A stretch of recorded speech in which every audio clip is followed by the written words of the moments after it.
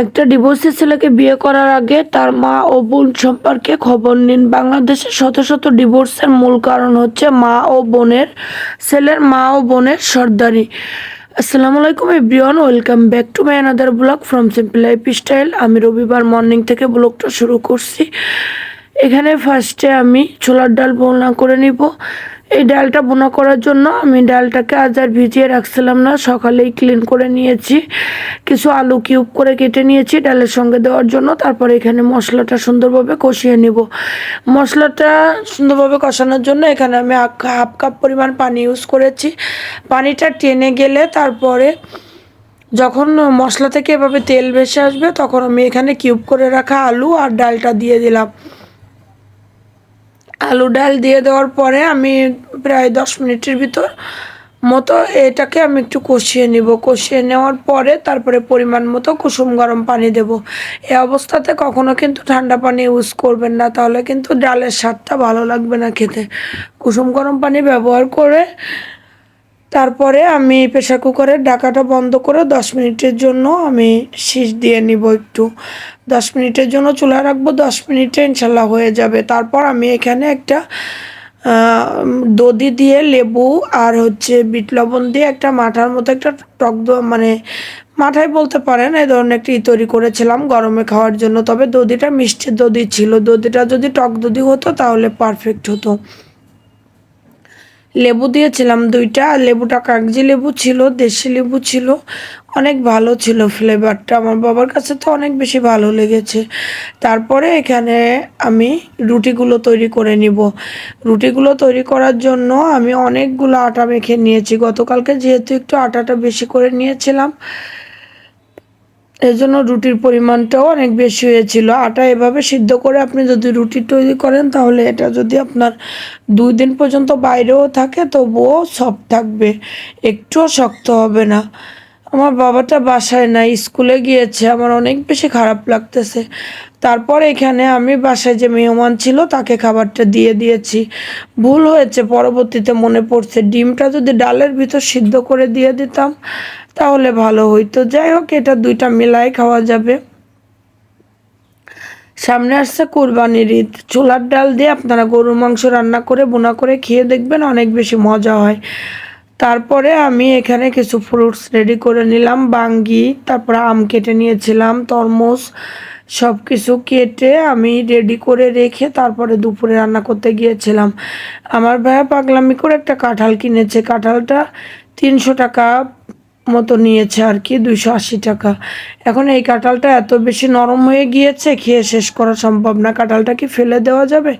এই জন্য আমি কাঁঠালটা জুস করে ফ্রিজে রেখে দিয়েছিলাম। আর আম কেটে নিয়েছি, কারণ কেউ আমার কাছে আম মাখা খেতে চেয়েছিল। আগে একদিন অল্প কেনা আম ছিল, সেটা দিয়ে মাখা করে দিয়েছিলাম। আজ আমি বাড়ির আম দিয়ে মাখা করে দিব।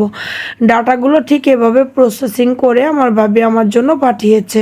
আমি ভিতরে কিছু কাঁঠালের বিচি আর কি কেটে নিলাম।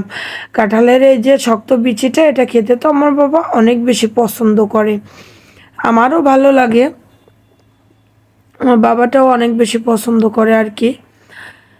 তারপরে সব কিছু কেটে বেছে রেখে এর ভিতরে আমার বাবাটা চলে আসলো। আমার বাবাকে আমি সকালের নাস্তাটা করিয়ে দিলাম। ফার্স্টে ওকে আমি দধি দিয়েছে মাঠার মতো, এটা বানিয়ে রাখছিলাম লেবু দিয়ে, ওইটা খেতে দিলাম। ওইটা নাকি ওর কাছে অনেক বেশি ভালো লেগেছে। আমার হাতে যেহেতু একটু কাজ ছিল তাই একটু দেরি হয়েছিল। তারপরে আমি আমার বাবাকে নাস্তাটা শেষ করিয়ে দিলাম। দেন ওদেরকে বললাম ওরা চা খাবে কিনা, বাট ওরা কেউ চা খাবে না, তাই আমারও খাওয়া হয়নি।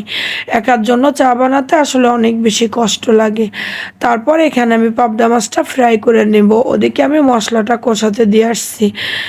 এখানে আমি পাবদা মাছটা এভাবে আজকে কেটে নেওয়ার একটাই রিজন হচ্ছে, মাছটা কিন্তু দেখবেন অনেক বড়োভাবে দিলে কিন্তু ভেঙে যায়। এর জন্য আমি মাছটাকে একটু ছোট করে ভেজে নিয়েছি। আর তারপরে এদিকে দেখেন আমার মশলাটা, আমি চুলার আঁচটা কিন্তু লো করে রেখে আসছিলাম। মশলাটা সুন্দরভাবে কষানো হয়ে গেলে এখানে আমি ডাটাগুলো দিয়ে দিব। ডাটার ভিতরে কিন্তু কিছু ছোট ছোট পাতা ছিল, যেহেতু বাড়ির ডাটা, এই ছোট ছোট আগার পাতাগুলো দিয়ে খেতে কিন্তু অনেক বেশি মজা হবে। আমার ভাবি এটা কেটে আমাকে প্রসেসিং করে পাঠিয়ে দিয়েছে। কিন্তু এখানে ডাটাটা খুব বেশি মিষ্টি ছিল না, তারপরও খেতে মজা লেগেছে, বাট মিষ্টি না খুব বেশি। আর একটুখানি যদি শাক আলু দেওয়া যায় তো, মানে মিষ্টি আলু বলা হয় যেটাকে বাজারে, লম্বা লম্বা, তাহলে একটু মিষ্টি হতো। আমি কিছু কাঁঠালের আটি দিয়েছিলাম আর এমনি আলু দিয়েছিলাম, যেহেতু শাক আলুটা আমার আনা নাই। দেন এইখানে ডাটাটা একটু কষানো হয়ে গেলে আমি ভেজে রাখা মাছ দিয়ে দেব। এই মাছটা দিয়ে আমি দুইটা রেসিপি তৈরি করব, যেহেতু মেহমান চলে যাবে, মানে আজকে চলে যাবে, এর জন্য গতকালকে আমি অনেকগুলো আইটেম রান্না করব, যেগুলো বাদ ছিল আর কি। দেন এখানে আমি ধুন্দল দিয়ে আর 3-4 পিস মাছ রেখেছি ওখান থেকে, ভাজি মাছ, সেটা দিয়ে আমি এখানে আরেকটা তরকারি রান্না করে নিব। তো এখানে একটা মিস্টেক হয়ে গিয়েছে আজ সকালে আমার। এই ধুন্দলের যে তরকারিটা খাওয়া হয়েছিল দুপুরে আর বাকিটা ছিল, ওইটা রাতে মেহমান রুটি খেয়েছিল, তাই বলল যে সকালে খাবে। আমার একটুও খেয়াল ছিল না, এত বেশি তাড়াহুড়া ছিল সকাল টাইমটা। পরবর্তীতে দেখি তরকারিটা ফ্রিজে রয়েছে, যেটা ছিল। আমার বাবা রাত্রে, আমার বাবাটাও খেয়েছিল না, তাই আমিও আর খেয়েছিলাম না। এই একটা মিস্টেক হয়ে গিয়েছে, যাই হোক, কিসমতে না থাকলে হয় না। তারপর সকালবেলা কিছু একটা আমার কাছে মিসিং মনে হচ্ছিল। গতকালকে সকালে যে ডাল ভুনা করেছিলাম ওটা বের করেছিলাম, ডিম ভাজি করেছি আর একটা তরকারি রান্না করেছিলাম। এই তো আমার ডাটার তরকারিটা ডান হয়ে গিয়েছে। এখন আমি এখানে ধুন্দলের তরকারিটাও হয়ে গিয়েছে, এখানে আমি ধুন্দলের তরকারিটাও নামিয়ে নিব। তরকারি দুইটা কিন্তু অনেক বেশি সুন্দর হয়েছে দেখতে। তারপরে আমি কিছু কাপড় ধোয়ার ছিল, কাপড়গুলো ধুয়ে রেখে এখানে পাঙ্গাস মাছ চচ্চড়ি করব, তার জন্য আলু আর বেগুনটা কেটে নিয়েছি। আমি প্রায় 3 ঘন্টার ভিতরে, 3 ঘন্টার সময়ে 4টা তরকারি রান্না করেছি, কাটা ধোয়া করেছি, ঘরের কাজ কমপ্লিট করেছি, তারপরে খাবারটাও দিয়ে দিয়েছি।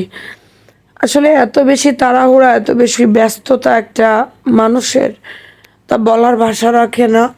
একলা হাতে সব কিছু করা অনেক বেশি কষ্টের। অনেকের কাছে হয়তো মনে হইতে পারে যে এই 2-3টা রান্না করতে এতটা সময় লাগবে।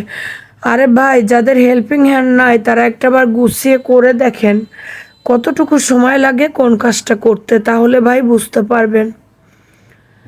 যাই হোক, তারপরে এখানে আমি মাছ চচ্চড়িটা করবো। আর আমার যে মেহমান আসছিল এবার খুব বেশি একটা তাকে মাংস খাওয়ানো হয়নি।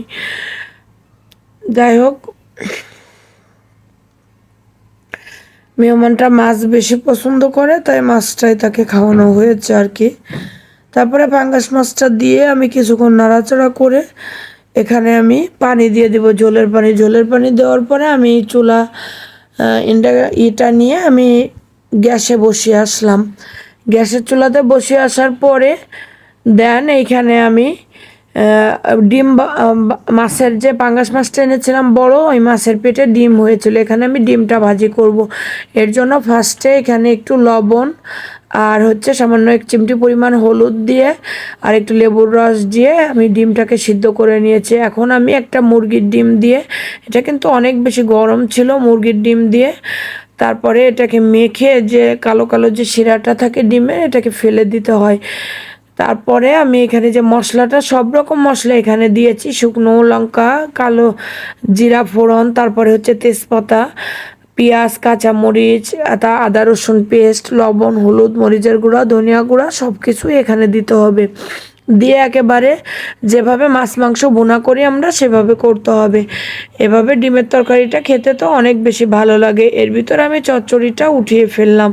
চচ্চড়িটা উঠিয়ে ফেলার পরে আমি একটা ক্লিপ নিয়ে নিয়েছি। আমরা তো এইভাবে মাছের ডিম ভাজি করি, আপনারা কে কীভাবে ভাজি করেন কমেন্টে জানাবেন। আমি ছোটোবেলা থেকে মাকে ভাবিকে যেভাবে দেখে আসছি মাছের ডিম ভাজি করতে, আমিও সেভাবে ভাজি করার ট্রাই করেছি। তারপর কিছু ভিডিও এডিট করছিলাম, ভিডিও রেডি করছিলাম, কিন্তু ওই টাইমটাতে আপলোড দিয়েছিলাম, ভিডিওতে ভিউজ আসতেছিল না, এই জন্য আমি সব কিছু ডিলিট করে দিয়েছিলাম। সেই ভিডিওগুলো আজকে সকালে আমি আপলোড দিয়েছি।